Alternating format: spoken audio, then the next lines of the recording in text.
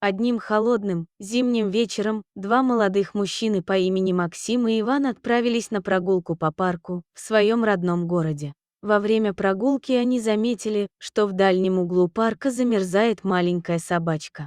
Озабоченные ее состоянием, мужчины решили помочь. Они сняли с себя свои теплые шарфы и закутали их вокруг собаки, пытаясь согреть ее. Однако, заметив, что собачка что-то прячет в своих лапках, молодые люди поняли, что ей может не хватать не только тепла, но и еды. Максим достал из своей сумки пакет с хлебом, который он всегда носил с собой, чтобы покормить голодных птиц.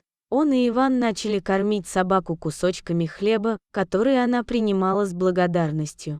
Они заметили, что с каждым куском собачка выглядела все счастливее и сильнее. Однако, когда собака съела последнюю еду, мужчины обратили внимание на сверток, который она все еще держала. Решив узнать, что это такое, они приблизились к собаке. К их удивлению, внутри свертка они обнаружили маленького щенка, который был замотан в старую ткань. Теперь Максим и Иван поняли, что собака не только голодна и замерзает, но и является заботливой и преданной матерью. Они сразу же поняли, что должны помочь не только собаке, но и ее маленькому щенку. Парни мгновенно приняли решение найти дом для собачки и ее щенка. Они обратились в приют для животных, где проинформировали о случившемся и предложили забрать пушистых четвероногих друзей. Работники приюта, услышав эту историю, незамедлительно приехали в парк, чтобы забрать собаку и ее щенка. Собака, которую назвали Милка, и ее щенок, Малыш, были привезены в приют, где им предоставили теплое место, еду и заботу.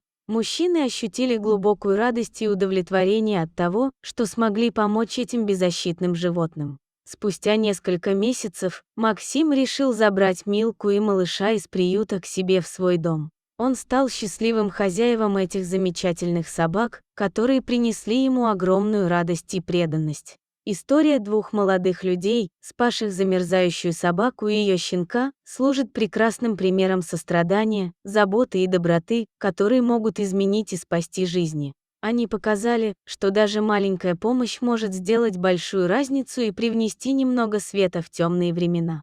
Спасибо, дорогой друг, что дослушал до конца. Делись своим мнением в комментариях, а также подписывайся на канал. Впереди еще много интересного.